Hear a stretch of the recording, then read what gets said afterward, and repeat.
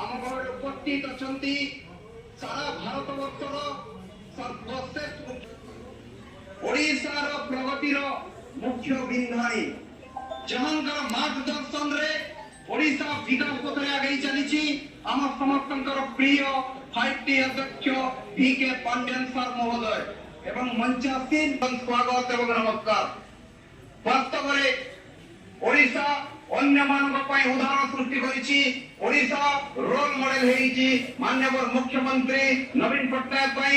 ମାନ୍ୟବର ଆମର ସମସ୍ତଙ୍କର ପ୍ରିୟ ଗୋଟେ ଜୋରଦାର କରତାଳି ଦେଇ ସ୍ୱାଗତ କରିବା ଆମର ପ୍ରିୟ ମୁଖ୍ୟମନ୍ତ୍ରୀ ନବୀନ ପଟ୍ଟନାୟକ ଏବଂ VK ପାଣ୍ଡିଆନ ସାର୍ଙ୍କୁ।